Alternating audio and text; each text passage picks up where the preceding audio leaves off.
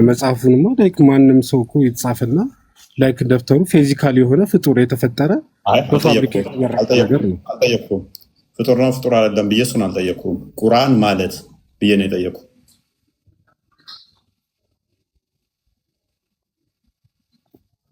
የአላህ ንግግር ነው አልኩ። ንግግሩ አሁን ፍጡር ነው ወይስ ፈጣሪ ነው እያልከኝ ነው? ስለዚህ አንዷ ማያ ቁርአን ትባላለች ማለት ነው።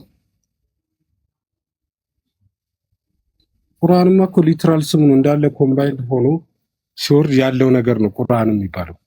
ኦኬ ቁርአን የሚባለው እሺ ምን ያህል ምንድን ነው? ምን ያህሉ አያ ወይንም ደግሞ ምን ያህል ምዕራፍ ቁርአን የሚባለው?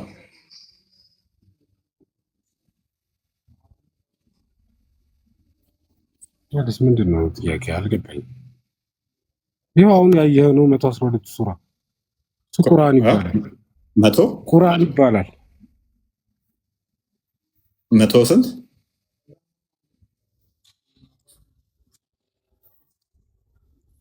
ይባላል?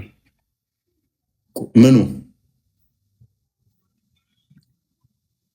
እንዳለ ኮምፓይልድ የሆነው እንዳለ ቻፕተሮቹ። የቻፕተሩ ስም ነው ቁርአን ማለት?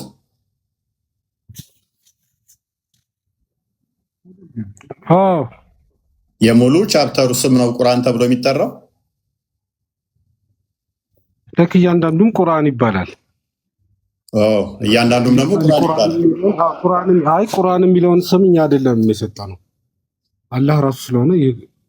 ስለዚህ ቁርአን ማለት ምን ማለት ነው? እሱን አጥራና አለፋው። መሰረታዊ ጥያቄ ነው። ማንም አያጠራውን ባይዘው። ይሄን መሰረታዊ ጥያቄ ነው። አጥርታችሁ ታልፋላችሁ። ምንድን ነው መሰረታዊ ያደረገው ግን አልገባኝም። ፖይንት ራሱ መሰረታዊ ያደረገው ምንድን ነው ብለን አርጊው ለማድረግ እዚህ ጋር መግባባት ስላለብን ማለት ነው። ቁርአን የአላህ ቃል ነው አልኩ። ካላህ ውጭ ቁርአን ውስጥ ተናጋሪ የለም። ኦኬ ቁርአን ማለት የአላህ ቃል ማለት ነው። ቁርአን ማለት የአላህ ቃል ማለት ነው። ቁርአን ማለት ትርጉሙ የአላህ ቃል ማለት ነው። ነው ትርጉሙን አይደለም ያልኩ። እኔ እየጠየኩ ያለሁት እሱን ነው። እስቲ እንዲገባኝ ጥያቄ ባይብል ማለት ምን ማለት ነው ብለህ እየጠየቀኝ እስቲ እንዲገባኝ ሐሳብ እንዲገባኝ ባይብል ማለት ምን ማለት ነው ብለህ ስትጠይቀኝ እስቲ ምን ብለህ ነው የምመልስልኝ? እንዲገባኝ እስቲ ምን ብለህ ነው ባይብል ማለት የምስራች ወንጌል ማለት ባይብል ደግሞ ባይብል ከሚለው አደረበኛ የመጣ ነው ብዬ እሱን አብራራልሃለሁ። ምክንያቱም ባይብልና ቁርአን ስለማይገናኝ ማለት ነው። ቁርአን የሚለው ቃሉን የጠየቁህ ነው። 114ቱ ነው እያንዳንዱ ቁርአን የሚባለው ባይብል ምን ማለት ነው እኮ? እሺ ባይብል ምን ማለት ነው? እስቲ አንተ አመላለስ ይግባኝና የኔ ልመልስልህ። ባይብል ማለት ነው አይገናኝም። እኔ ይገናኛል እኮ አላልኩም። ባይብል ማለት ምን ማለት ነው? ለምን እነግርሃለሁ። እኔ ፍጡር አይደለም ብዬ አላምንም። በመጀመሪያ ማይገናኝ ለምን ታገናኛለህ? የእግዚአብሔር ቃል አይደለም ብለህ ነው የምታምነው ባይብል አንተ? ምን አገናኘው? አይገናኝም። አይደለምም አይገናኝም። ይገናኛል እኮ ባይብል የእግዚአብሔር ቃል አይደለም ብለህ ነው የምታምነው? ቅድሚያ የራስህን መልስ። እኔም መልስልሃለሁ እኮ ይግባኝ። ምን ያህል እንዴት ነው የምትረዳው የሚለውን እኮ ሀሳብህ እንዲገባኝ አንተ እንደዚህ ነው ብዬ እንዳስብ ባይብል የእግዚአብሔር ቃል ነው ወይስ አይደለም? አይገናኝማ። ማይገናኝ አታገናኝ። እዛ ጋር ትግባል። ቁርአን በኮንፊደንስ የአላህ ቃል ነው ብዬ መለስኩልህ። አንተ መጽሐፍ ቅዱስ የእግዚአብሔር ቃል ነው ወይስ አይደለም? ከቁርአን የምትለው ምኑን ነው አልኩህ እኔ እኮ። አንተ ባይብል የምትለው ምንድን ነው? ሀሳብህን ልረዳው። ወደ አንድ ንጽጽር ነው እያደረግን ያለ ነው አይደል? ኮምፔር መደረግ እኮ አለበት አይደል? ኦኬ አንተ እንደኔ ባይብል ነው የኔ በሰዎች ለሰዎች የተጻፈ ነው ብዬ ነው ማምነው። አንተ ቁርአንን እንደዛ ነው ብለህ ነው የምታምነው? ያው ገባኝ። ስለዚህ አይደለም። ስለዚህ አላህ ቃል ብቻ ነው እኮ ሳታገናኘው። ስለዚህ ቁርአን የምትለው ምኑን ነው? እሱን ዲፋይን አድርግና ከዛ ፍጡር ነው ፍጡር አይደለም ወደሚለው እንድናልፍ ነው።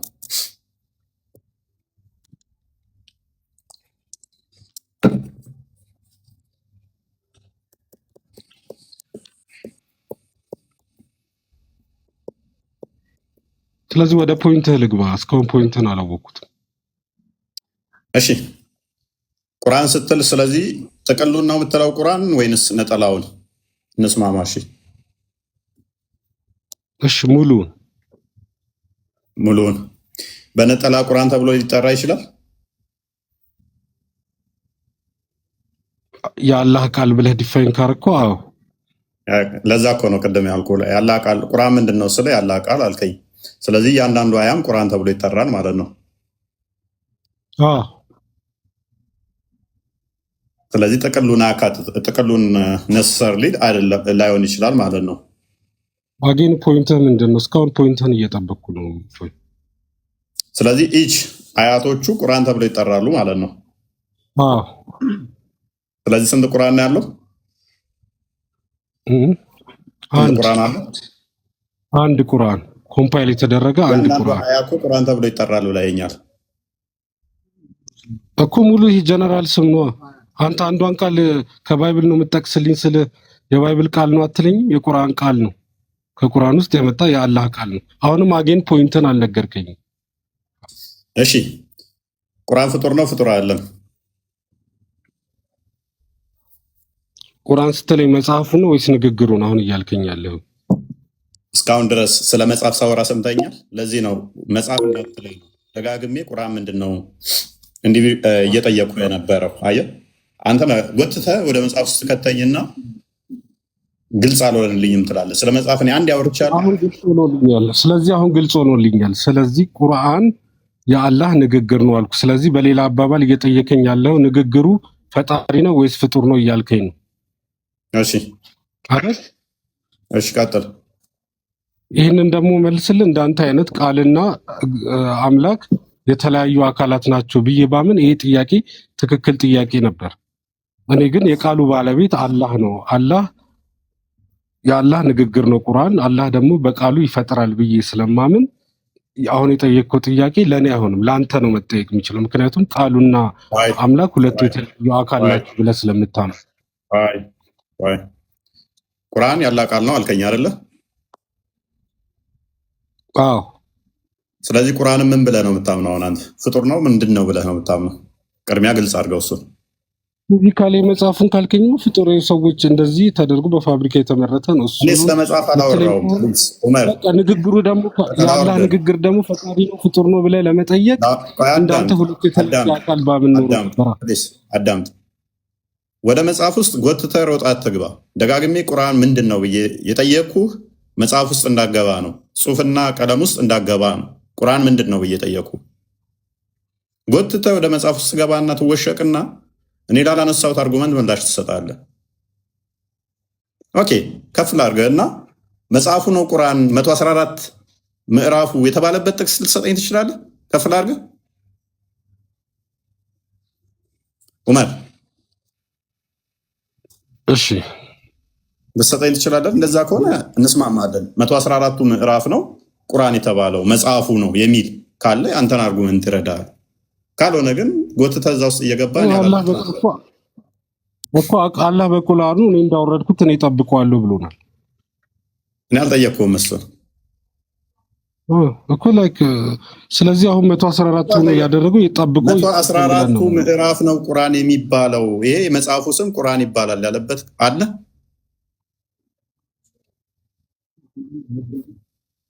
እኮ ቁርአን እንዳወረድኩት አለ። እንዳወረድኩት ደግሞ እኔ እጠብቀዋለሁ አለ።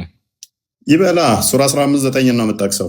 ማዝቆ አይደለም ሁሉ ጊዜ ሰው ጊዜ ከምትፈጅ አንተ የምታስበው እስላም ከስሮነ ታብታባርክ አትደናቆሩ። ቢያንስ አርጉመንቱ ይግባችሁ እያልኩት ያለሁት ጥያቄን በደንብ ስሙ። እኔ ስለ መጽሐፍ እያወራው አይደለም፣ ስለ ቁርአን ነው እያወራው ያለሁት። ቁርአን መጽሐፍ እና ቁርአንን ለዩ። የተጻፈ ነገር አይደለም እየጠየቅኩ ያለሁት፣ ቁርአን የሚለውን ቃል ነው እየጠየቅኩ ያለሁት።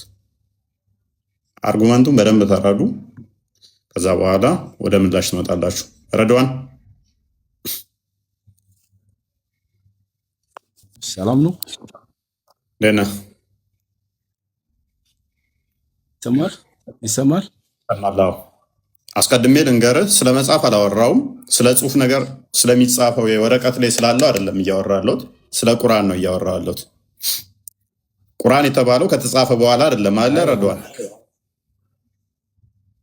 አንተ የምታወራው ሁሉ ነገር ተረት ተረት ነው፣ ቁም ነገር የሌለ ነገር ውስጥ የምታወራ አንድ የመሐመድ አስተምሮ ተረት ተረት መሆኑን ስለነገርከን እናመሰግናለን።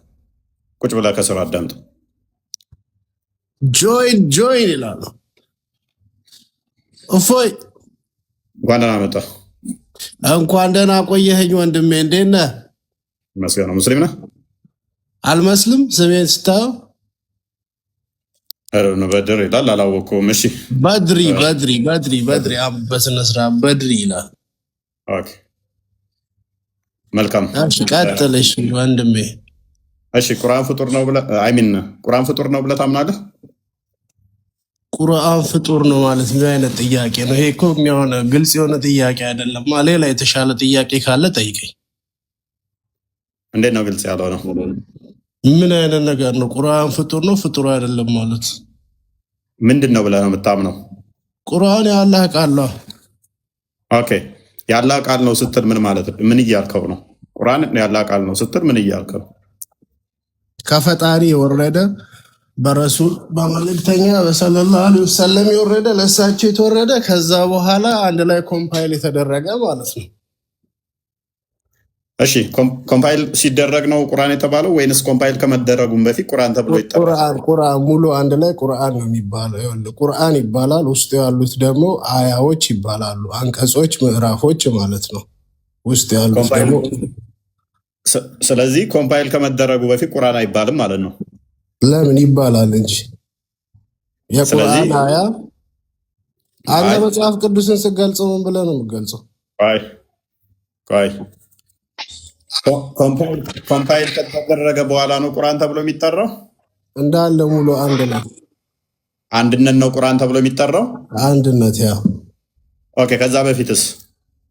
ከዛ በፊትም ቁርአን ነው የሚባለው። ስለዚህ በተናጥልም ቁርአን ተብሎ ይጠራል ማለት ነው? በተናጥልም አንድ ላይም ቁርአን ተብሎ ይጠራል። ከዛ 114 ቁርአን አለ ልትለኝ ነው? አይደለም እንደዚህ አይነት ላይም ጥያቄ አልጠይቅም። ያንን የጠየቅኩት ለምንድን ነው? እሱ ልጁ የሄደበት መንገድ ትክክል ስላልሆነ ላሳየው ነው። ኤኒዌይስ ስለዚህ በተናጠልም ያላህ ቃል ነው ብለህ ካመንክ ቁርአን ተብሎ ይጠራል። ሁሉም ያላህ ቃል ነው። ጥቅልም ደግሞ ቁርአን ተብሎ ይጠራል። ያ ከሰው የተጨመረበት ምንም ነገር የለውም። ኦኬ መልካም። እሺ እዚህ ጋር ከተስማማን ቁርአን የምትለው ያላህ ቃል ነው አይደለ ብለሃል። ያላህ ቃል ነው ስትል ኤግዛክትሊ ኦኬ ሐርፎቹንም ያካትታል? ሐርፎቹ ማለት ያ ትክክል። ኦኬ ሐርፎቹም ያላህ ቃል ናቸው? ያ ያላህ ቃል ናቸው። አሁን እኮ ፎዬ ከዚህ ማለት አሁን በጣም ወረድካ፣ በጣም ወደታች። አሁን ይሄ ፖይንቱ ምንድነው ነው አልገባኝም። 4000 ሰው እየተመለከተ ነው። ልታስተላልፍ የፈለከውን ነገር አታልቅስ። ላስተላልፍ የፈለኩትን አሁን አሳያለሁ። ምን ብሎናል? ቁርአን ያላህ ቃል ነው፣ ሐርፎቹም ያላህ ቃል ናቸው ብሎናል አይደለ? በድሪ ማይክን አንሳው። ሰማል ሚውት አድርገኸኛል። እንዴት ላውራ? ያ የተጠየቀውን ትተህ ሌላ ቦታ ስለገባ ነው። ስለዚህ ያላህ ቃል ነው፣ ሐርፎቹም ጭምር ያላህ ቃል ናቸው ብለህናል አይደለ? ኤግዛክትሊ። መልካም። ስለዚህ አላህ ለጅብሪል ነገረው፣ ጅብሪል ደግሞ ለሙሐመድ ነገረው አይደለ? ኤግዛክትሊ። ኦኬ አላህ ለጅብሪል ሲነግረው ቃል በቃል ሐርፏንም ሳይስት ነው ማለት ነው የነገረው። እዛ ጅብሪል ደግሞ ለሙሐመድ እንደዛ ሳይሆን ይሄኛው እንደዚህ ብለን እንደዚህ እያልክ ገብተህ ልታብራራ የምትችለው ነገር አይደለም። ይሄ መለኮታዊ ነገር ነው። ጥያቄውን ብቻ መልስ። ያላህ ቃል ሐርፉም ጭምር ያላህ ቃል ነው ብለህናል። ኤግዛክትሊ። ስለዚህ አላህ ለሙሐመድ በድምፅ ነው የነገረው? በጅብሪል በኩል ኦኬ ለጅብሪል በድምፅ ነገረው። ጅብሪል ደግሞ ለሙሐመድ በድምፅ ነው የነገረው? በድምፅ ነው የነገረው። ያ ኦኬ ስለዚህ ለምሳሌ አሊፍ ላሚን ሲል አሊፍ ላሚን የሚለውን አላህ ለጅብሪል ይነግረዋል፣ ጅብሪል ደግሞ ለሙሐመድ ማለት ነው። ያ ኤግዛክትሊ። ስለዚህ እናመሰግናለን። አላህ ፍጡር ነው፣ ምክንያቱም እንደኔ ድምፅ የሚያወጣ እንደኔ የሚናገር ነው። ኦኬ እስቲ እሺ፣ በዚሁ በአንተ ሎጂክ እንሂድና መጽሐፍ ቅዱስ አይ ተስማማለህ? አንዴ ልመጣልህ ነው። ደብል ስታንዳርድ ባል ነገር አለ። መጽሐፍ ቅዱስ እንዴት ነው የተጻፈው? እኔ መጽሐፍ ቅዱስ ፈጣሪ ለእንትን ቃል በቃል እየነገረው እንዴት ተጻፈ ብዬ አላምንም። ነቢያቶችን ኢንስፓየር ሆነው የጻፉት አታገናኝ። ተረጋጋ። ስለዚህ ያላ ፍጥረጋጋና እሺ ቆይ አንዴ እዚህ ጋር አንዴ እንያዘውና መልስልኝ። መጽሐፍ ቅዱስን ማን ነው የጻፈው? አሁን ፖይንቱ አይደለም እሱ እኮ ልመጣልህ ነው እኮ ልመጣልህ። ማንም ይጻፈው ማንም ይጻፈው ያ ነው እኮ አሁን እኮ ጠየቀኝ። አንተ ስጠይቀኝ መለስኩ። ቁርአን እንዴት ነው የተጻፈው ስትለኝ ነገርኩልህ። አመጣጡ አዳምጥ። ቆይ የኔን መልስላለሁ። ጥያቄ ከሆነብህ የራስህ ፍጡር አላህ መሆኑ ከገባ ማለት ነው። በደንብ አስተውሉ። ቁርአን ያላህ ቃል ነው አለኝ። ሐርፉም ጭምር ያላህ ነው አለኝ። ቃሉ ነው ያላህ ነው አለኝ። አላህ ለጅብሪል ነገረው አለኝ። ጅብሪል ለሙሐመድ ነገረው አለኝ። በድምፅ ነው የነገረው አልኩት። አዎ በድምፅ ለጅብሪል ነገረው አላህ። ጅብሪል ደግሞ ለሙሐመድ ነገረው አለኝ። ለምሳሌ ቁርአን ውስጥ አሊፍ ላም ሚም ምትላለች። አላህ ለጅብሪል ምን ብሎ ቀራለት ማለት ነው? አሊፍ ላም ሚም ብሎ ቀራለት። ጅብሪል ደግሞ ለሙሐመድ አሊፍ ላም ሚም ብሎ ቀራለት። ስለዚህ አላህ ቢጤ ያለው አካል ነው። እኔ እንደምቀራው እሱ የሚቀራ ማለት ነው። እንደኔ ድምፅ የሚያወጣ እንደኔ ሐርፉን በስርዓት የሚል እንደኔ ፍጡር የሆነ ነው። ድምፅ የሚያስፈልጋቸው ሳውንድ ዌቭ የሚሄዱት ካናሎች እንትን ያስፈልገዋል። ሳውንድ የሚሄድበት ራሱ በፍጡራን ናቸው። እነ ምላስና ተናጋችን ተንቀሳቅሶ ድምፅ የሚወጣው በዛ ስለሆነ ማለት ነው። ይፍታቆይ ደርብ ተራ ጠብቁ። ስለዚህ አላህ አምሳያ ያለው እንደኔ ድምፅ የሚያወጣ እንደኔ በሐርፍ መናገር የሚችል ነው። እኛ በሐርፍ የምንናገረው ፊደላቶችን አማተን ምላሳችንን አናክተን ድምፅ ምንፈጥር ነን። ስለዚህ አላህም እንደዛ ነው ማለት ነው። እዚህ ጋር አላህ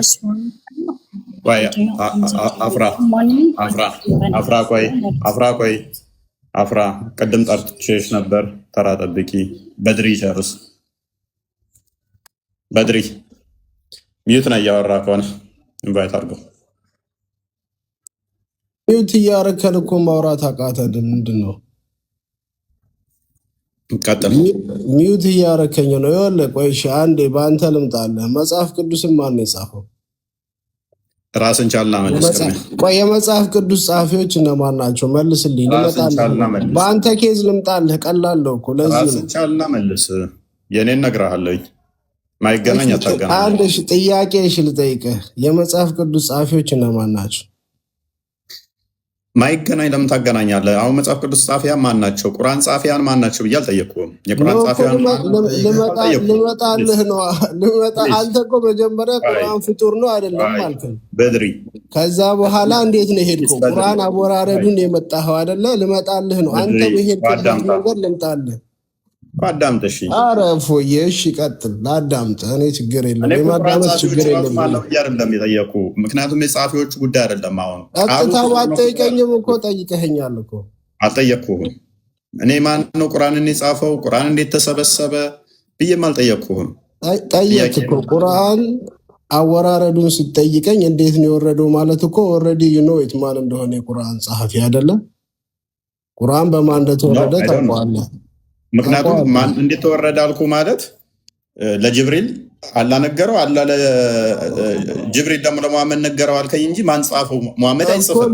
ለዛ እኮ ነው ማን ጻፋች እነማን ናቸው የጻፉት ብያለሁ። መጽሐፍ ቅዱስ ፍጡር ነው ፍጥረት ነው? ንገረኝ። እሺ ቆይ መጽሐፍ ቅዱስ አንተ ፍጡር ነው ፍጥረት ነው ብለህ ታምናለህ? ፍጡር ነው ፍጥረት ነው፣ ሁለቱም ተመሳሳይ ቃላት ነው የተጠቀምከው። አንተም እኮ ተመሳሳይ ጥያቄ እኮ ነው የጠየቀኝ እኮ። ሁለቱንም ነው። እሺ እንዴት ነው የተጻፈው? ምክንያቱም ፍጡር ነው ፍጥረት ነው አይደል ነው ፖይንት ምን እንድትል ፈልገህ እንደሆነ ለጠየቅኩ አሁን እሺ መጽሐፍ ቅዱስ እንዴት ነው የተጻፈው? እሱን ንገረኝ አንተ። በዚህ ለእኔም ለጀነራል ኖሌጅ እንዲገባኝ ስለማላቅ አንድ ሰው መጥቶ መጽሐፍ ቅዱስ እንዴት ነው የተጻፈው ብሎ ሲጠይቅ አንድ የማያውቅ ሰው ስለ ክርስትና ምን ብለህ ነው የምትመልስለት? እንደዚህ መልስልኝ። እሺ ለምን ያኛውን እንያዘ ለምን መሰለህ? ሶሪ ስለ ቁርአን ሞር ዲቴሉ አወራረዱ እንዴት እንደሆነ እሱን ሞር ከኔ የበለጠ የሚያውቁ ሰዎች ስላሉ ጠይቄ ተመልሼ በመጣ ይሻላል። ዲቴል ከማውቀው ነገር ላይ ማላውቀው ነገር ላይ ከማወራ። ግን አንተ እስቲ ስለ መጽሐፍ ቅዱስ ንገረኝ አይሻልም? መጽሐፍ ቅዱስ እኛ ማባር ማለት ነው። ያኛውን ጠቆሜው ነበረ። መጽሐፍ ቅዱስ እኛ በነቢያትና በሐዋርያት ሲጻፍ ሉክ እንደዚህ በሰውኛ ለሰዎች ነው የተጻፈው፣ በሰውኛ ቋንቋ ነው የተጻፈው ብዬሃለሁ። ቀደም በደንብ አልተረዳ ይሆናል እንጂ በሰውኛ ነው የተጻፈው። ያዩትን የሰሙትን ሲጽፉ በሰውኛ ነው የተጻፈው እኮ። ለማናቸው ጻፉ እንጂ ከማናቸው ደመረን አንዴ አሚኖ አንዴ ቆይ፣ እነማናቸው የጻፉት? እና አንዴ ልበልህ፣ ምክንያቱም አንድ ሰው እኮ አራቱ አሁን ለምሳሌ አላቸው አይደል? ለምሳሌ ማቴዎስ ወንጌል አለ፣ ሉቃስ ወንጌል አለ፣ ማርቆስ ወንጌል አለ፣ ዮሐንስ ወንጌል አለ፣ የጳውሎስ መልእክቶች አሉ፣ የጴጥሮስ መልእክት አለ፣ የጀምስ ያዕቆብ አለ፣ የይሁዳ አለ፣ የዮሐንስ ሶሪ የኢሳያስ ጋር ስትሄድ፣ የእምባቆም ጋር ስትሄድ፣ ኤርሚያስ ጋር ስትሄድ፣ ሙሴ ጋር ስትሄድ፣ ዳዊት ጋር ስትሄድ፣ ሰለሞን ጋር ስትሄድ ብዙ ነው። ከኛ የእያንዳንዱ ነቢያት አስተምሮ ጽሁፎቻቸውም አለ። ስለዚህ ማን ነው ስትል አንድ ሰው አይደለም። እነዚህ ሰዎች በአንድ ዘመን ላይ በአንድ ቦታ የኖሩ ሰዎች ናቸው። በተለያየ ዘመን ላይ የኖሩ፣ የተለያየ ሀገር ላይ የኖሩ፣ የተለያየ ቋንቋ የሚያወሩ ከሐዋርያቶቹ በስተቀር እነኛዎቹ አብዛኞቹ በተለያየ ዘመን ላይ የኖሩ ናቸው። በተለያየ ቋንቋ የሚያወሩ ሰዎች ፖይንቱ ምንም የሚገናኝ አይደለም። ፖይንቱ እኮ ልመጣልህ ነው እኮ የተለያዩ ቋንቋ የሚያወሩ ሰዎች አይደል? አሁን ጂሰስ ኢየሱስ ምን ነበር የሚያወራው ቋንቋ የዛን ጊዜ በዛ ዘመን ላይ? ነንሴንስ የሆነ ነገር ውስጥ ገባ። ሰዎቹ ተለያዩ አልተለያዩ ምንም የሚገናኝ ነገር አይደለም። የኛ ጥያቄ የማይረባ ውስጥ የገባው ነንሴንስ ራሱ የተደረገው የሚያወራ ሰው ከስሮነ ታብታብ እያደረግህ ትማራለህ። እኛ ፈጣሪ እንደዚህ ሀ የምትባለውን ፍጡር ያልሆነች ከዛ እንደዚህ ይዞ ይመጣና ጅብሪል እንደዚህ ተላለፈ ብለን አናምንም። አካላዊ ቃል የፈጣሪ አንድ ነው፣ እርሱም ወልድ በስጋ የተገለጠው ነው። የፈጣሪ አካላዊ ቃል ፍጡር ያልሆነ የእግዚአብሔር አብ ቃሉ በስጋ የተገለጠው እርሱም ወልድ ክርስቶስ ነው። እሱ አካላዊ ሎጎስ አካላዊ ነው። ነቢያቶች ግን የተናገሩት የጻፉት ፈጣሪ ያናገራቸው ቦርፎሪኮን ይባላል። እርሱ ፍጡር ነው፣ አካላዊ አይደለም። ዝርው ቃል ነው። ዝርው ቃል ተብሎ ይጠራል። ወይንም ከነቢያት ጋር ኮሚኒኬት ያደረገበት ቦርፎሪኮን ይባላል። እናንተ ግን እኛ አካላዊ ቃል በስጋ ተገለጠ፣ እሱ ክርስቶስ ነው፣ ኢየሱስ ነው እንላለን። እናንተ ደግሞ የአላህ ፍጡር ያልሆነ ቃል ቁርአን ነው ብላችሁ ታምናላችሁ። እኛ የእግዚአብሔር ፍጡር ያልሆነ ቃል አካላዊ ቃል ኢየሱስ ነው ብለን እናምናለን። ምንለያየው እዛ ጋ ነው። እናንተ ቁርአን ነው ብላችሁ ታምናላችሁ፣ ያላህን ቃል ፍጡር አይደለም ብላችሁ ታምናላችሁ። እኛ ደግሞ ክርስቶስ ነው በስጋ የተገለጠው እርሱ ቃል ነው ብለን እናምናለን። ኤኒዌይስ አፍራ አሁን መቀጠል ትችላለሽ።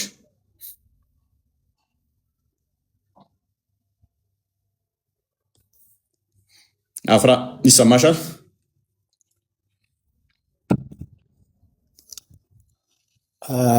እኔ ልናገር? እሺ ቀጥል። እሺ እንዴት ነሽ ወገኔ? ሰላም ነው? ይህን የመሰለ ፂም እያለ አንቺ አይከብድም? አረ እፎይ አላስጨረስከኝም። እፎይ አንዲ በደር አላስጨረሰኝማ። እኔን እኮ አባቴ አንተን አልካ። አንተ እኮ ወደ ሌላ ቶፒክ ውስጥ ገባ አይደለማ። አይ እዚህ ጋር እኮ ነው። አይ ለማወቅ ነው እኮ አሁን እዚህ ጋር እኔም እኮ የሆነ ነገር ስጠይቅ አንተ ጠየቀኛ፣ እኔም እኮ አካሄዱን ነው እየጠየቅኩ ያለሁት። አሁን እዛ ጋር የጠየቅኩ ጥያቄ እኮ ትክክል ነው። ላይ አንዴ ሚፍታዬ አፉ በይኝ አንዴ ቆይ።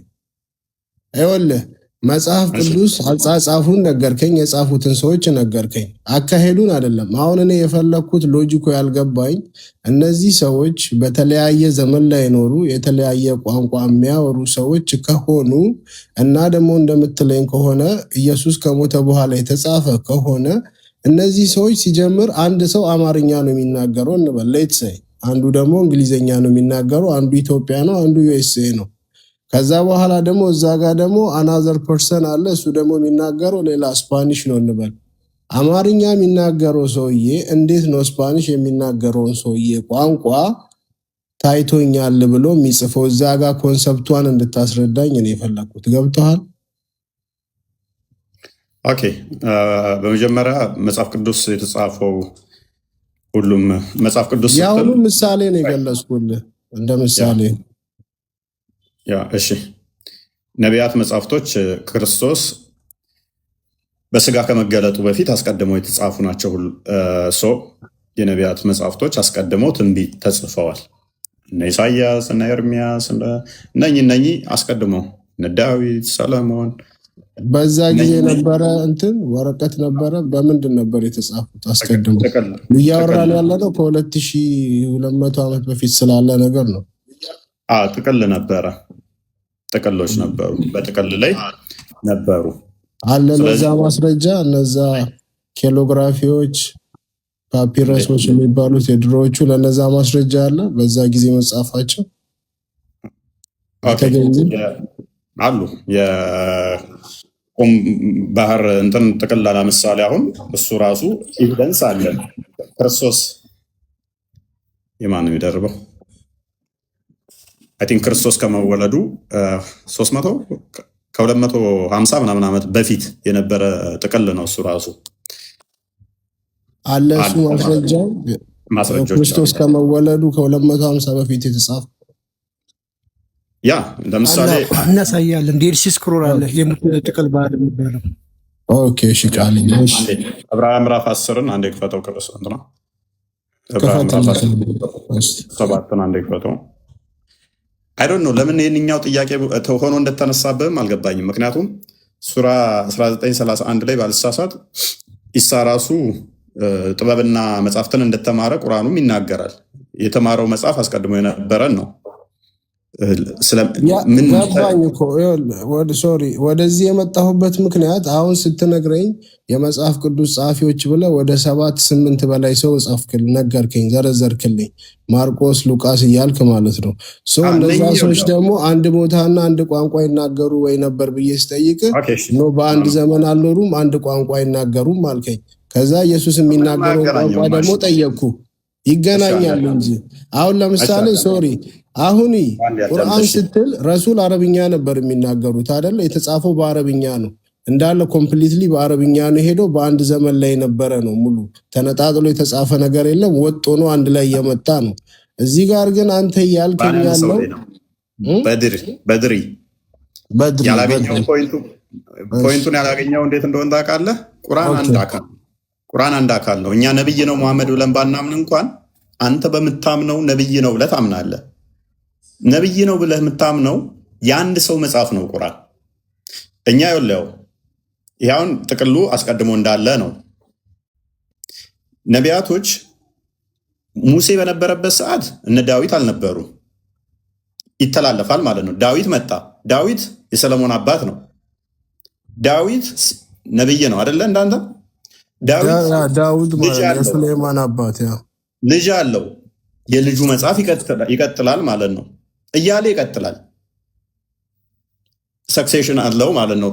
ይሄዳል እንደዚህ እስከማድረስ እስከ ክርስቶስ እስከመጣበት ድረስ የነቢያቶች መጽሐፍቶች ሁሉ አለን እኛ። ሱራ 4 136 ክፈትለት። እናንተም በነቢያቶቹና በመጽሐፍቶቹ እመኑ ተብላችኋል። በደንብ አስተውል። በነቢያት ላይ በመጽሐፍቶቹና በነቢያቶቹ እመን ተብለሃል። አንተ ግን የምታምነው በአንድ ነቢይ ብቻ ነው፣ በአንድ ነቢይ መጽሐፍ። እኛ ግን የነቢያቶቹ ሁሉ መጽሐፍ አለ። ኦኬ እኮ መጣህልኝ እኮ ፖይንት ለራሱ ተገባ። አዳምጠኝ። ነቢያቶች ሁሉም ደግሞ ተሰብስበው አንድ ዘመን ላይ አንድ እድሜ ላይ አይደለም ያሉት። ዳዊትና ሰለሞን ለምሳሌ ሱሌማንና ዳውድ አንዴ ሊገኙ አይችሉም። አባትና ልጅ፣ አባት ልጅን ይበልጣልና። ስለዚህ ለምን አንድ ቀን አንድ ዘመን ላይ አይኖሩም ማለት ይሄ በጣም ደካማ አርጉመንት ነው የሚሆነው። ስለዚህ የነቢያቶቹ መጽሐፍቶች አዳምጠኝ። ይሄ የምትለው እሺ፣ ቀጥል፣ ጨርስ። የነቢያቶቹ መጽሐፍቶች እድሜያቸው አንዱ ከአንዱ ይለያያል። የተጻፉበት ዘመን ይለያያል። በሂብሩና በግሪክ ነው የተጻፉት። አዲስ ኪዳን በኮኔ ግሪክ ነው ሞር። ስለዚህ ሞር ይኸው ምንድነው እሱ አንድ ዘመን ላይ ያለመሆናቸው አንድ ቀን ላይ ያለመሆናቸው ከአንተ ከቁርአን ጋር ምን አገናኘ? አንተ አንድ ሰው መጽሐፍ ነው የአንድ ሰው መጽሐፍ፣ የእኛ ግን የአንድ አይደለም የነቢያቶች ሁሉ መጽሐፍ ስለሆነ ነው። ስትል ሰለሞን አለ፣ የዳዊት ስትል የዳዊት አለ። አንድነት ገባኝ። ይኸውልህ የቁርአን እዚህ ጋር የሚለየው ከፖይንቱ ጋር ምን አገናኘው? እሺ ልምጣልህ ልመልስልህ ጠቅላላ አድርጌ አሁን ላወራኸው ቁርአን አሁን አንተ ላልካቸው ከመጀመሪያ ጀምሮ ከአደም ጀምሮ ትመጣለህ እስከ ኢሳ አለ። ኢሳ ላይ ነው ልዩነቱ የሚመጣው አይደለ? እናንተ ኢየሱስ የምትሉት ነው። ከዛ በፊት ልነግርህ ነው። እሺ ተው ኢንጀነራል እንሂድ። በድሪ አንደኛ ከርዕሱ ወጥተናል። እሺ ልመልስልህ ነው። አሁን ከረሱል በፊት ቁርአን የወረደላቸው አሉ። ለዳውድ ድቡር አለ፣ ኢንጂል አለ፣ ተውራት አለ። ኦኬ ልመጣልህ ነው። እነዚህ ሁሉም አንድ ላይ ተጠቃለው መጨረሻ ላይ ፋይናሊ በቁርአን ስር ነው የገባው። ሁሉም አንድ ላይ ነው። ስለዚህ አስከው አንተ የመሐመድን መጽሐፍ ነው በቃ አለ። የመሐመድ መጽሐፍ አይደለም። በድሪ ምን አገናኘው ከኛ ጥያቄ ጋር? እሺ ከአንተ ጥያቄ ጋር እንዴት መሰለ የሚገናኘው? አንተ ልክ አሁን መጽሐፍ ሲጻፍ በምዕራፍና በክፍል ፓርት 1 ፓርት 2 ፓርት 3 ተብሎ እንደሚጻፈው የተለያየ መጽሐፎች ተጻፉ እንዳለ ተሰበሰቡ። ያው የተጻፉት መጽሐፎች በተለያየ ጊዜ በተለያየ ቋንቋ የተጻፉ መጽሐፎች ናቸው። በድሪ እንዴት የሚጻፍ አንተ እንደሚመችህ ይጻፍ። እኔ ከጠየቅኩት ጋር ፍጡር ነው ፍጡር አይደለም ከሚለው ጋር ምን አገናኘው? ይገናኛል እንጂ እንደዛ አይነት ጥያቄ ተመሳሳይ ጥያቄ እኮ ነው። ካገናኝና መልስልኝሽ። ኦኬ ለመገናኘቱ እንዴት መሰለ? እነዚህ መጽሐፍ ቅዱስ ጸሐፊዎች ሰዎች ናቸው። ስለዚህ ተፈጥሯቸው መጨጣኝ ሰዎች እኮ አይደሉም እኮ ነው አርጉመንት ይወስዱ ማለት ነው። ኦኬ እሺ እና ምን ነበር አርጉመንት? በድሪ በቃ ጥያቄውም አልገባህም ማለት ነው። እኔስ ሚፍታ ቀጥል። ሚፍታ እንኳን ደህና መጣ። ሌሎቹ ሲመልሱ አዳምጥ። እንኳን ደህና ቆየ ወገናችን።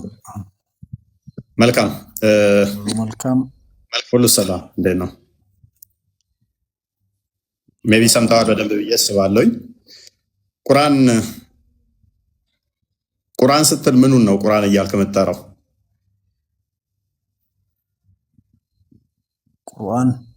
ቁርአን ብለን የምንጠራው ያው ንግግሩን ነው። ንግግሩን ስትል ሙሉ ምዕራፉን ነው ወይንስ እያንዳንዱም አያቶቹ ቁርአን ተብለው ይጠራሉ? ሁሉም ቁርአን ተብሎ ነው የሚጠሩት። አንዱ ሐርፍ ሳትቀር ማለት ነው። ኦኬ ሐርፍ ጭምር ቁርአን ተብላ ትጠራለች። ጥሩ። ስለዚህ ቁርአን ፍጡር ነው ፍጡር አይደለም? ቁርአን ከላሙ ረህማን ነው፣ የዓለማቱ ጌታ የአላህ ንግግር ነው። ኦኬ ሐርፉሳ? አሊፉን ሐርፉን ላሙን ሐርፉን ወሚሙን ሐርፉን ሁሉም የአላህ ንግግር ነው። ስለዚህ አላህ ለመናገር ሐርፍ ያስፈልገዋል ማለት ነው። ሐርፍ ማለት በነገራችን ላይ የንግግሩ ዘይቤ ነው፣ ያነጋገሩ ማለት ነው። ኦኬ እስቲ አሁን ለምሳሌ አሊፍ ላም ሚም እንዴት ነው የተናገረው? አሊፍ ላም ሚም የሚለው ይሄ ያልተተረጎመም ምን ለማለት እንደፈለገ አላህ ብቻ ነው የሚያውቀው። ስለዚህ ትርጉም አልባ ቃላትም ተናግሯል ማለት ነው። ትርጉም አልባ ሳይሆን ትርጉሙን አንድ አላህ ብቻ ነው የሚያውቀው፣ አልገለጸልንም። ካላወቅኩት ምን ይሰራልኛል? ቁርአን ግልጽና የተብራራ ነው ይላል አይደለ?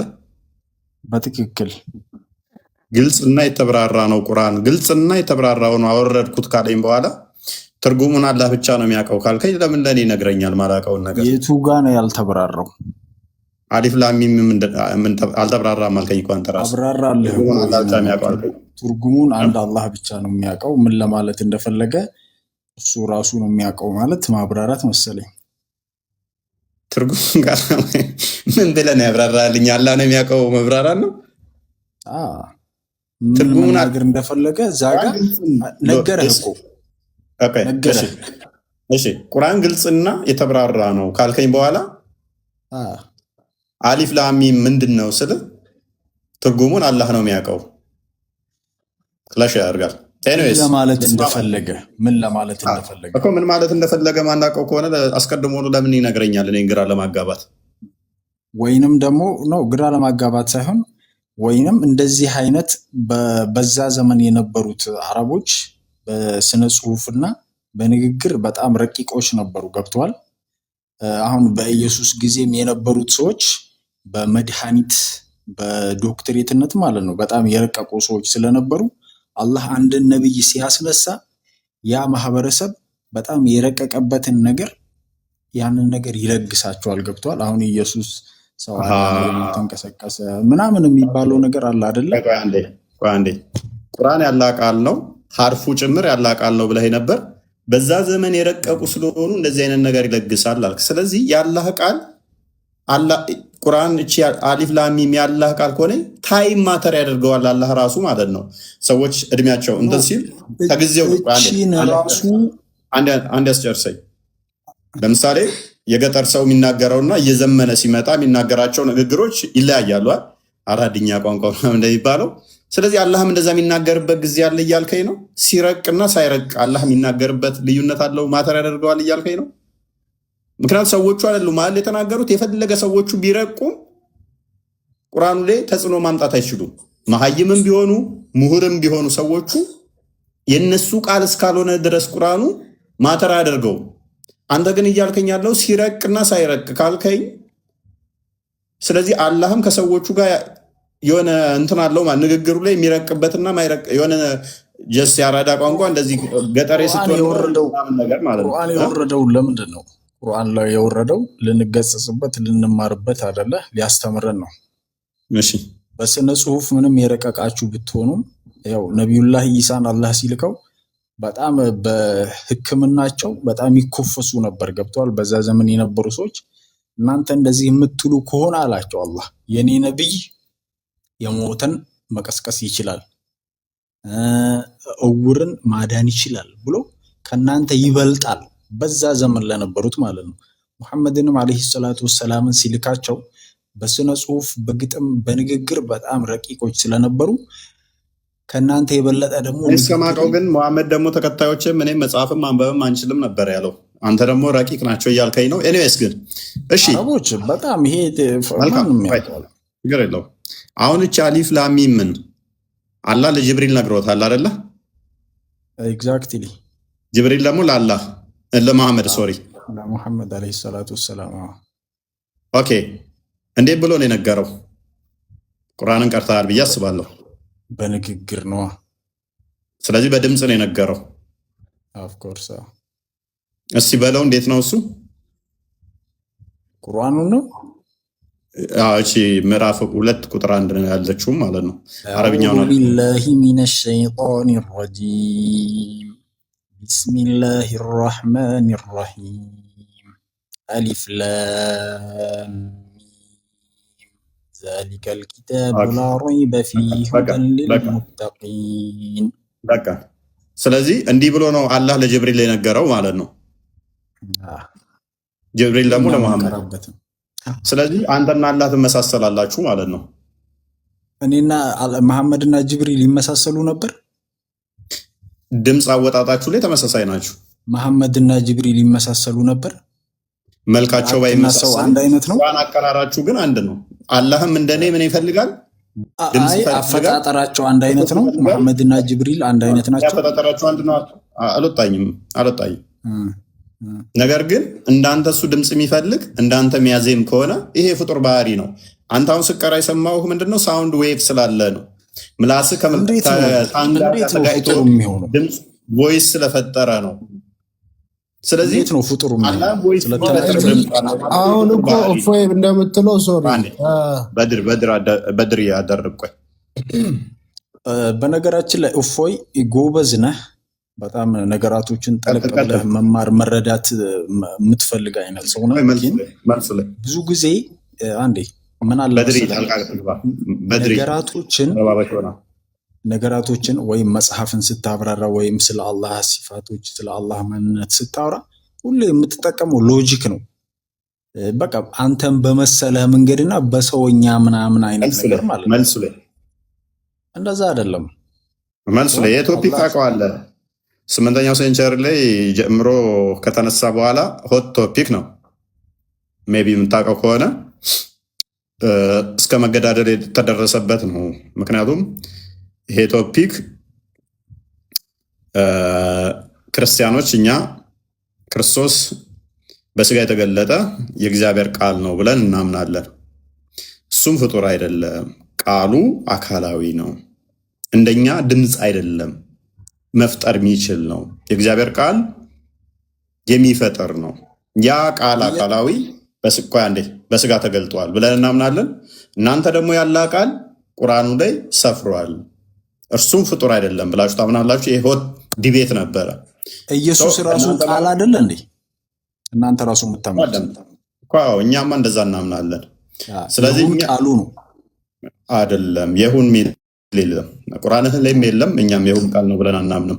ራሱ ቃል ነው፣ ራሱ ቃል ነው። ቁርአንህ ላይም ሱራ አንድ ላይ ያዘዘው ቃል ነው። ፕሊዝ እንደዛ ሚል የለም። ሚፍታ ተነቢያት ውስጥ በእስልምና ውስጥ ያላ ቃሉ ተብሎ የሚጠራው ኢሳ ብቻ ነው። ያላ ቃል ፍጡር አይደለም። ያላ ቃል ተብሎ የሚጠራ ኢሳ ብቻ ነው። ወደኛ ስመለስልህ እኛ የእግዚአብሔር ቃል አካላዊ ነው። እሱ በስጋ ተገለጠ፣ ከማርያም ስጋና ደምን ነስቶ የመለኮት ሙላት በሰውነቱ ተገልጦ ታየ፣ ተዳሰሰ ብለን እናምናለን። እናንተ ደግሞ ያላ ቃል ስለዚህ ጌታ ነው። የእናንተ ደግሞ ያላ ቃል ፍጡር አይደለም። እርሱም በወረቀት ላይ የምታየው አሁን ፍጡር አይደለም ብለህ ታምናለህ። እሺ ቃሉ ስጋ ለብሶ ተወለደ አልን አይደለ? ስለዚህ እንደዛ ስለሆነ ፈጣሪ ነው እሱ። አሁን ጌታ ነው ሆነ ነው ሆነ ሳይሆን ነው። እስኪ አንድ ማስረጃ አውጣልኝ እስኪ። እሱ እኔ ጌታ ነኝ ያለው አሁን ቶፒኩ ላይ ቆየና አሳያለሁ። እሱ ችግር የለው። አይ ራስን ያመጣኸው እኔ ኢየሱስ ጌታ ነኝ ያለበትን አንድ ጥቅስ አውጣ እስኪ። ችግር የለውም። ዶ ወሬ አውጣህ። ኦኬ አሳየው። እንትና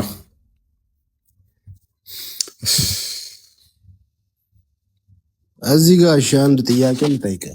አሁን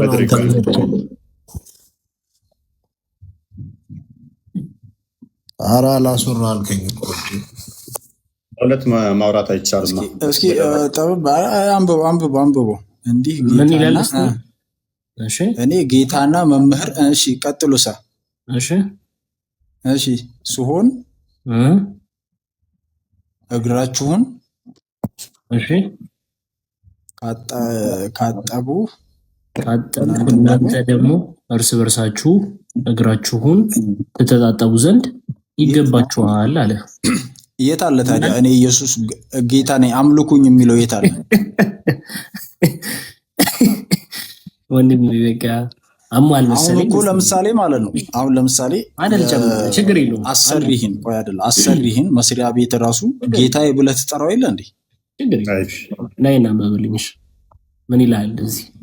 አንብበው ያለውና በአንተ በለው። ሻዳ አይደለም፣ ችግር የለውም። አይዞህ በለው። አብሽራ አንብበው ፈቅጄልሃለሁ። እሺ ያለውና የነበረው የሚመጣውም ሁሉንም የሚገዛ ጌታ አምላክ አልፋና ኦሜጋ እኔ ነኝ። ምን ይላል እስቲ አንብበው። እኔ ነኝ። ይሄን ያለው ማን ነው? ጌታችን መድኃኒታችን ኢየሱስ ክርስቶስ። ኢየሱስ የሚለው የት አለ? ይኸውሽ ቁጥር 7 ላይ አድርግልህ። 7 ላይ አንብበው። ቁጥር 7 ላይ በረምቤ ምን ይላል? እነሆ ከደመና ጋር ይመጣል፣ ዓይንም ሁሉ የወጉትም ያዩታል፣ የምድርም ወገኖች ሁሉ ስለ እርሱ ዋይ ዋይ ይላሉ። ማን ምን ይላል? የወጉትም ያዩታል። የተወጋው ማን ነው? እሱ ወንድማችን ሚፍታ ስለኛ የተወጋ ስለአንተ የተወጋ የተሰቀለልን ሞትን በሞቱ የሻረው ክርስቶስ ነው። ስለዚህ እዚህ ጋር የወጉት ብቻ ነው እንጂ የሚለው ኢየሱስ የሚል ስም የለም እኮ በጭራሽ። የወጉትን ላሳይ። ዮሐንስ ወንጌል ምዕራፍ 19 ቁጥር 34 ላይ ምን ብሎ ይናገራል? ነገር ግን ከጭፍሮች አንዱ ጎኑን በጦር ወጋው፣ ወዲያውም ደምና ውሃ ወጣ ይላል። ማን ነው የተወጋው? ይሄ ማለት እኔ ጌታ ነኝ ማለት ነው? ወንድማችን ምንድን ነው የሚለው እዚህ ላይ? ምንድን ነው የሚለው? ጌታ አምላክ ነው የሚለው። ከዛስ እኔ ጌታ አምላካችሁ ኢየሱስ ነኝ እኔም ብቻ ተገዙ የሚል ካለ አውጣልኝ ያለው። አሁን ደግሞ ጀመረ። ተመልከቱ፣ እስልምና ይሄ ነው። አልጨመርኩም፣ የመጀመሪያው ነው። አንዴ ብራዘር፣ አሁን ለምሳሌ ቁርአን ላይ ስንሄድ ማለት ነው ጌታ ሚሉን አምጡ አልክ አመጣን። አላህ ምን ይላል? ኢኒ አነ ረቡኩም ፈዕቡዱኒ ሀዛ ሲራጡ ሙስተቂም ይላል። እሺ ማለት ነው ኢኒ አነ ረቡኩም። ፈርዖንም ብሎ ካለ እንደዛ ለምን አትገዛውም ታዲያ? ፈርዖንም ብሎ የለ በቁርአን እኔ ጌታችሁ ነኝ ተገዙኝ ብሎ ለምን አትገዛውም? መስፈርት እሱ ከሆነ አይ ችግር የለውም። አክቹሊ ግን ወንድማችን ጥሩ ከራሳችሁ ጋር ከህሊናችሁ ጋር አትጣጣሉ።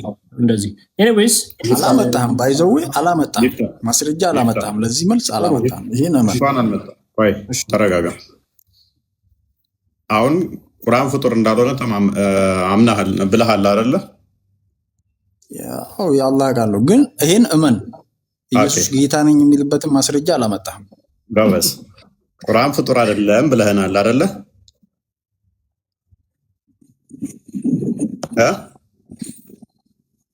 አይሰማም? ፍጡር አይደለም ግን እመን አንተም አላመጣህም። መልካም። አይ አይደለም ከቁርአን ወይ እንዴት ነህ?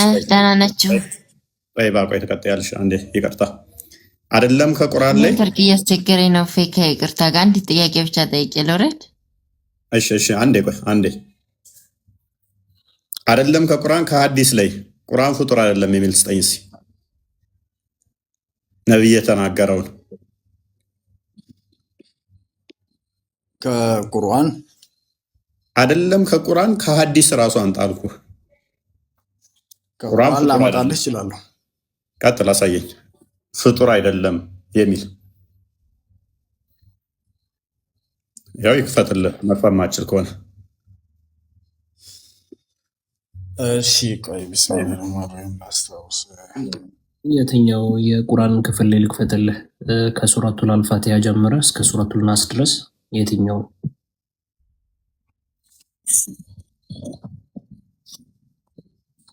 አይደለም ከቁርአን ከሐዲስ ላይ ራሱ መሄድ ትችላለህ። ከሐዲስም ማምጣት ትችላለህ።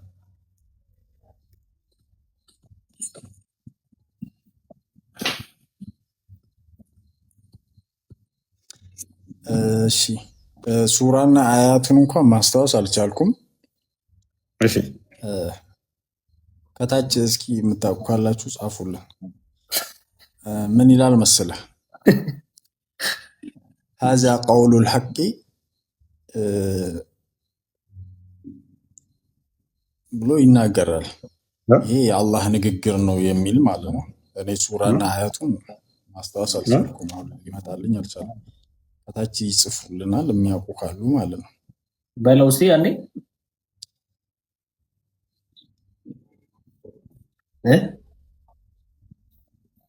እገባ አረብኛ ነው ራሱ ዛቀውሉን ሐቂን ያለው አዛቀውሉን ሐቂን ያለው ኤኒዌይስ እና እኔ ደግሞ ሌላ ጥያቄ ልጠይቅ። ቆይ አንዴ ጠይባ ቀጥይ። እሺ ፎይኔ ጥያቄ ላንተ ነው ማለት ነው። ከይቅርታ ጋር ያው እንድትመልስልኝ ስለፈለግኩ ነው። ኢየሱስ ጌታ ነው፣ ኢየሱስ ለኛ ብሎ ተሰቀለ ሞተ ከተባለ ኢየሱስን የገደለውና የሰቀለው ማን ነው? ኦኬ ክርስቶስ ለኛ ስንል ሲል ሞተ። ክርስቶስ ከሞተ የገደለው ማን ነው ነው? አዎ ኦኬ ክርስቶስ በስጋ መጥቷል። በስጋ የመጣውም ደግሞ ለኛ ቤዛ ሊሆን የመጣው በፍቃዱ ነው የመጣው፣ በፍቃዱም ነው የሞተው። ነፍሴን ላነሳት ስልጣን አለኝ፣ ላኖራትም ስልጣን አለኝ። ነገር ግን አሳልፈው የሰጡት በክፉ ልባቸው ሰይጣን ያደረ፣ በደንብ አስተውይ፣ ልባቸው ሰይጣን የገባ የሰይጣንን ስራ የሚሰሩ አሳልፈው ሰጥተውታል፣ ለሞት አሳልፈው ሰጥተውታል፣ ሰቅለውታል። ዮሐንስ ወንጌል ምዕራፍ 10 ላይ እንደሚናገረው እነኚህ ግን በኃይላቸው እሱ ጌታ ከሆነ ከጌታ የበለጠ ማን ይገለዋል? ማለት እሱ አምላክ ተሆነ ማን ገደለው? ከሱ ሌላ ከሱ በላይ ነበረ ማለት ግልጽ እንዲሆንልኝ ነው። እኔ ክርክር ጭቅጭቅ ምናምን ሳይሆን ማለት ጥያቄ ብቻ ስለሆነብኝ ያ በደንብ አልሰማሽኝም ነበር ማለት ነው። በፍቃዱ ነው ነፍሱን አሳልፎ የሰጠው። እነሱ ጉልበት ኖሯቸው ኃይል ኖሯቸው እሱ ሳይፈልግ በግዴታ እነሱ የበላይ ሆነው አይደለም። እነሱ ክፉ ሐሳብ አላቸው። በልባቸው ሴጣን ገብቷል። የሴጣንን ስራ ነው የሚሰሩት። ዮሐንስ ወንጌል ምዕራፍ 8 ላይ ቁጥር 44 እንደሚናገረው እናንተ ከአባታችሁ ናችሁ፣ የአባታችሁን ስራ ልታደርጉ ትወዳላችሁ። እርሱም ዲያብሎስ ነው፣ ሐሰተኛ ሐሰት አባት ነው፣ ነፍሰ ገዳይ ነው አለ። የአባታቸውን ስራ ዘው መጡ፣ እርሱን ሊገሉ የአባታቸውን ስራ ዘው መጡ። ምንድነው የአባታቸው ስራ? ነፍስ መግደል ነው። ነገር ግን ክርስቶስን ሲገሉ ወይም ደግሞ ሲሰቅሉ የአባታቸውን ስራ ዘው መጥተው እሱን እንደዛ ሲያደርጉ እሱ ሳይፈልግ አቅም ሳይኖረው እነሱ አቅም ኖሯቸው የነሱ አቅም በልጦ ነው ወይ? አይደለም። እንዲህ ይላል፣ ነፍሴን ደግሞ አነሳት ዘንድ አኖራለሁና ስለዚህ አብ ይወደኛል አለ። እኔ በፍቃዴ በደንብ አስተውይ፣ እኔ በፍቃዴ አኖራታለሁ እንጂ ከኔ ማንም አይወስዳትም አለ።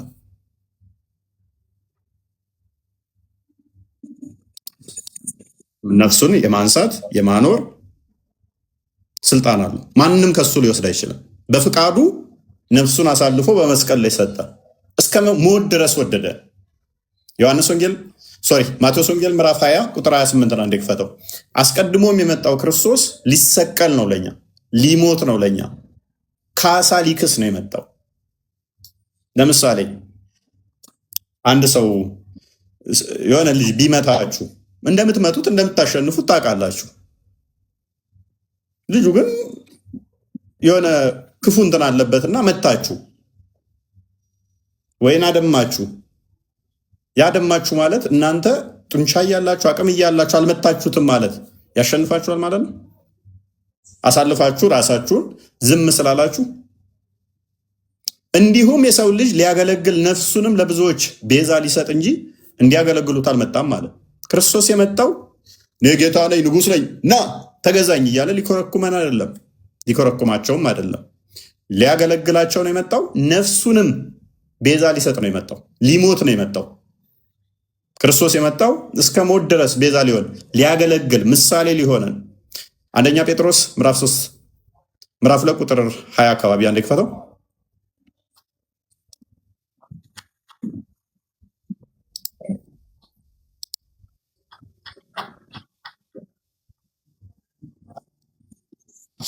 ሁለተኛ ጥያቄ ደግሞ ኢየሱስ መንፈስ ነው በስጋ እንጂ አይታይም ካላችሁ ማን ሳለው ስዕሉን? መጀመሪያ እሺ፣ በስዕልስ እንዴት ሊታይ ይቻለ?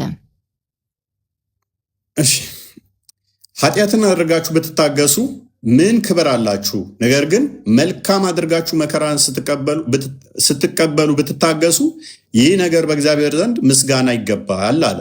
ኃጢአት ሰርቶ ሰው ቢታገስ ማሽ አይደለም። ኃጢአት ሳያደርግ አንድ ሰው ምንም ሳይበድል አንድ ትንሽዬ ልጅ የሆነ ደካማ ደቃቃ በጥፊ ብለህ እንደምጥለው እያወቅ ሲሰድብህ ሲመታ ብትታገስ ትልቅ ክብር አለ፣ ትልቅ ክብር አለ። ወንጀል ሰርተህ ብትመታ ብትታገስ ዲስማች ነው። ወንጀል ስለሰራ ለምን ትወጣለህ? ወንጀል ሳትሰራ ብትመታስ ግን ወንጀል ሳትሰራ ብትመታስ ያኔ ብትታገስስ ትልቅ ክብር አለ፣ ጥፋት ሳታጠፋ። ይህን ሊያስተምረን መጣ። የተጠራችሁት ለዚህ ነውና አለ። የተጠራ ነው ለምንድን ነው? ለዚህ ነው። ክርስቶስ በነፃ በፍቃዱ መጥቶ ነፍሱን ለእኛ እስከ መስጠት ድረስ። ክርስቶስ ደግሞ ፍለጋውን እንድትከተሉ ምሳሌ ትቶላችሁ ስለ እናንተ መከራን ተቀብሏልና እሱን እንድንከተል እሱን እንድንመስል ፍለጋውን ትቶልን ሄደ ማለት ነው። እሱ ምሳሌን እንድናደርግ ማለት ነው። እርሱ ኃጢአት አላደረገም፣ ተንኮልም በአፉ አልተገኘም፣ ሲሰድቡት መልሶ አልተሳደበም፣ መከራንም ሲቀበል አልዛተም። ነገር ግን በጻድቅ ለሚፈርድ ራሱን አሳልፎ ሰጠ። ሁላችን እንደዚህ እንድናደርግ ምሳሌ ትቶልን ሄደ ማለት ነው እንጂ የአቅም ጉዳይ አይደለም። ማን ሳለው ለሚለው ክርስቶስ በስጋ የተገለጠ አምላክ ነው። ያ በስጋ የተገለጠ ደግሞ ይታያል አይታይም፣ አልታየም አላልንም። ተገለጠ ካልን እኮ ታይቷል እያልን ነው። ማናየው ኢየሱስን ላችሁ ማለት ነው። ይታያል፣ በስጋ የተገለጠው ታይቷል። መታየት ብቻ ሳይሆን ከነሱ ጋር ተመላልሷል፣ እግራቸውንም አጥቧቸዋል። ቅድም እንዳሳየሽ ቆስጠንጢኖስ አገኘሽን ጦይባ